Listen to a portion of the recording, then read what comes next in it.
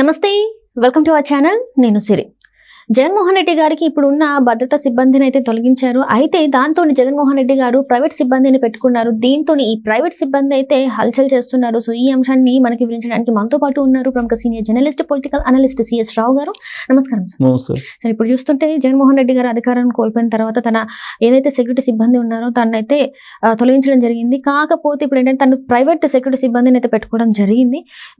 దీంతో వాళ్ళైతే హల్చల్ చేస్తున్నారు. సో దీన్ని అసలు ఎలా చూడాలంటారు? సో ఏంటంటే సెక్యూరిటీ ఎందుకు పెట్టుకుంటారు? ప్రమాదం పొంచి ఉన్నప్పుడు సెక్యూరిటీ కోరతారు.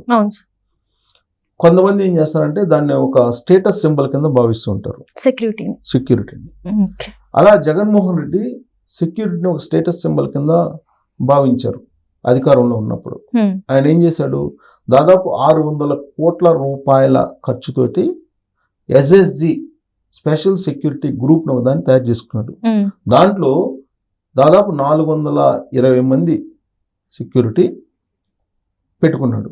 ఎక్కడెక్కడి నుంచి తీసుకొచ్చారు? పోలీస్ విభాగంలో ఉండేటువంటి ఆక్టోపస్ నుంచి, తర్వాత స్పెషల్ ప్రొటెక్షన్ ఫోర్స్ నుంచి, ఇలా రకరకాల వింగ్స్ ఉంటాయి పోలీస్ శాఖలో.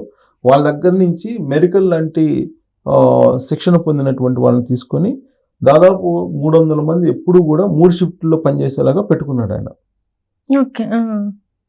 యాక్చువల్గా అంత సెక్యూరిటీ అవసరం లేదు.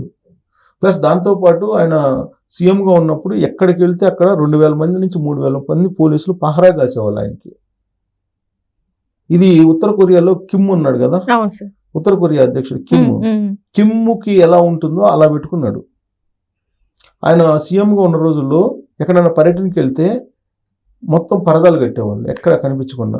అంటే అసలు ఎందుకు అంత అభద్రత భావంలో ఉండేవాళ్ళు సార్? ఎందుకంటే అంతకు ముందు చూస్తే ఆయన ప్రజల మధ్యలోకి వెళ్ళాడు, పాదయాత్ర పేరుతోని ప్రజల్లోనే ఉన్నారు, ప్రజల మధ్యలో వెళ్ళారు, ఎంతో మంది అవతాతాలతో మాట్లాడారు, అందరితో మాట్లాడారు. కానీ ఒకటేసారి అధికారంలోకి రాగానే ఎందుకు అంత అభద్రతగా ఉన్నారు? ఎందుకంటే సెక్యూరిటీని పెంచుకున్నారు. అసలు ఇప్పుడు భయపడేది ఎవరు? తప్పు చేసిన వాళ్ళు భయపడతారు. తప్పు చేసిన వాళ్ళు భయపడతారు. అంతకుముందు ఆయన అధికారంలో లేడు కాబట్టి ప్రజలు ఆదరించారు.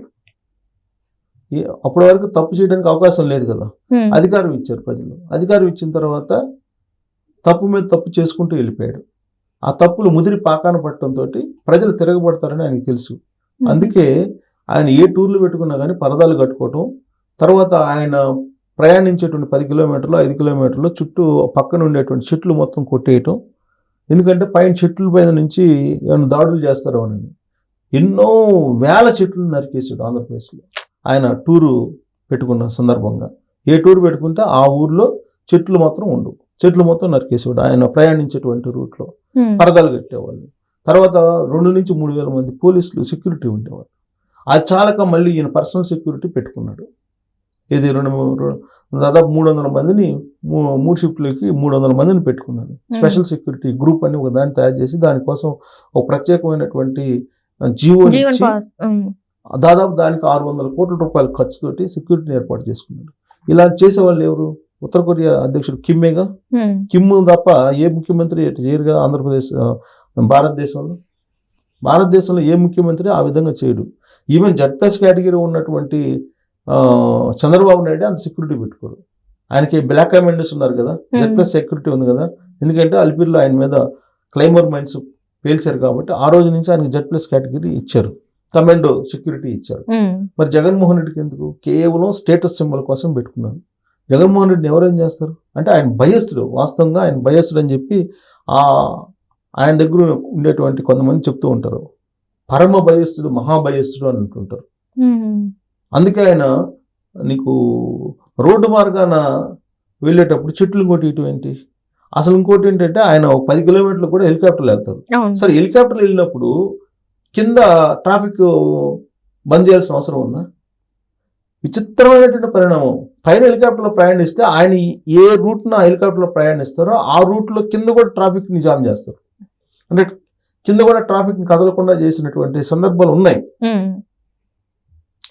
అలాంటి జగన్మోహన్ రెడ్డి ఇప్పుడు ఆయనకి ముఖ్యమంత్రి పదవి పోయింది. 11 మంది ఎమ్మెల్యేలు పరిమితం చేశారు ఆంధ్రప్రదేశ్ ప్రజలు. సో ఇప్పుడు ఏం చేస్తారు? సెక్యూరిటీ ఉండాలా వద్దా అని చెప్పి ఉన్నటువంటి ప్రభుత్వం రివ్యూ చేస్తుంది.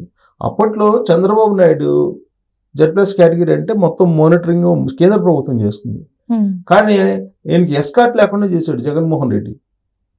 Z+ కేటగిరీలో ఉన్నటువంటి వాళ్ళకి ఎవరికైనా సరే ఎస్కార్ట్ ఉంటుంది, పైలట్ ఉంటుంది, ఇవన్నీ ఉంటాయి.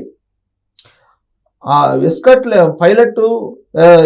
లేకుండా ఆయన కుదించాడు సెక్యూరిటీని చంద్రబాబు నాయుడుకి, జగన్మోహన్ రెడ్డి. ఏది ఆయనకి ఆ తర్వాత వాళ్ళు NSG కమాండర్స్ చీఫ్ వచ్చేసి చెక్ చేసి 2-3 సార్లు ఆయన మొత్తం రెక్కి నిర్వహించి ఎక్కడెక్కడ ఎలా ప్రమాదం పొంచి ఉంటుందని చెప్పి మొత్తం నెక్కి నిర్వహించి ఆయన సెక్యూరిటీని మళ్ళీ పెంచారు చంద్రబాబు నాయుడుకి. చంద్రబాబు నాయుడుకి అవసరం ఉంది, జగన్మోహన్ రెడ్డికి అవసరం లేదు. అవసరం లేకపోయినప్పటికి కూడా స్పెషల్ సెక్యూరిటీ గ్రూప్ని పెట్టుకున్నాడు ఆయన. అంతమందిని పెట్టుకొని అనుమానంతో, భయంతో ఈ క్షణక్షణం బతికేవాడు జగన్మోహన్ రెడ్డి అనేది చాలా మంది ఆయన గురించి బాగా తెలిసినట్టు వైఎస్ఆర్ కాంగ్రెస్ పార్టీ వాళ్ళు ఈ మధ్య కాలంలో చెబుతున్నారు, అధికారం పోయిన తర్వాత. అంతకుముందు ఫోన్ ట్యాపింగ్లు ఉండే, అందుకని ఎవరితోటి విషయాలు పంచుకునే వాళ్ళు కాదు, ఇప్పుడు పంచుకుంటున్నారు. ఒకటి, ఇప్పుడు ఆ సెక్యూరిటీని తొలగించారు. సెక్యూరిటీని తొలగించడం ఇప్పుడు ఏం చేశాడు ఆయన? ప్రైవేట్ సైన్యాన్ని తెచ్చుకున్నాడు. జగన్మోహన్ రెడ్డికి ఒక ప్రైవేట్ సైన్యం ఇప్పుడు కాదు, 2004 ఎన్నికల ముందు నుంచి ఉంది.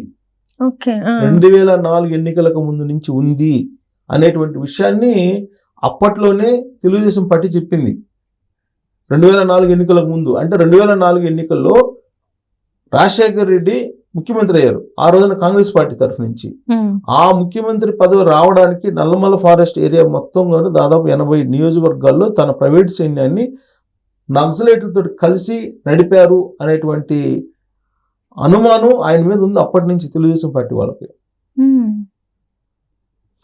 సో కొంతమంది నక్సలైట్లతోటి సంబంధాలు పెట్టుకొని నాటు తుపాకులు సప్లై చేస్తూ ఈయన సంబంధాలు పెట్టుకుని ఒక ప్రైవేట్ సైన్యాన్ని అప్పట్లోనే నల్లమల ఫారెస్ట్లో నడిపాడు అనేది ఈయన మీద ఉన్నటువంటి ప్రధానమైనటువంటి ఆరోపణ తెలుగుదేశం పార్టీ వాళ్ళు చేసేవాళ్ళు.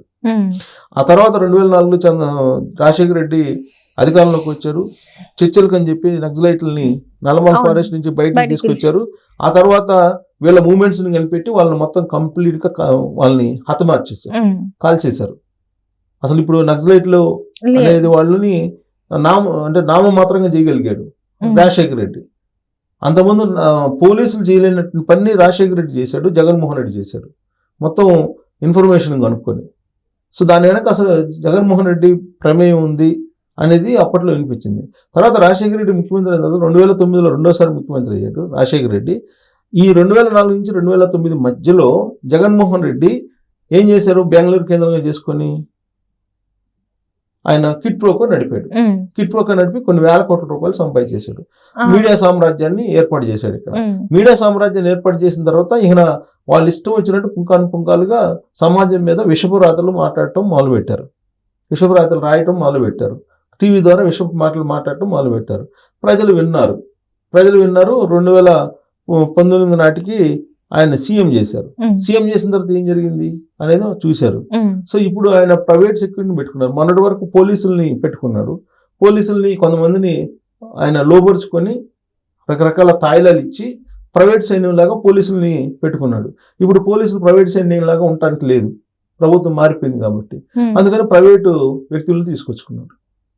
ప్రైవేట్ వ్యక్తులు ఉన్నారు. వాళ్ళకి రాష్ట్ర వ్యాప్తంగా కూడా ఆ ప్రైవేట్ సైన్యానికి సైన్యాధిపతి వీళ్ళందరూ ఈయన ఆధ్వర్యంలో ప్రతి జిల్లాకి ప్రతి మండలానికి కూడా ఈ ప్రైవేట్ సైన్యం ఉంది అని చెప్పి చెప్తూ ఉంటారు. ఈ ప్రైవేట్ సైన్యమే రాబోయేటువంటి రోజుల్లో సమాజంలో ఒక అన్రెస్ట్ని క్రియేట్ చేసే ప్రయత్నం చేస్తుంది, కుట్రపడుతుంది అనేది కూడా ఉంది. సో ఈ క్రమంలో పోలీసులను మొత్తం తొలగించారు. పోలీసులను తొలగించాల్సిన అవసరం ఉంది.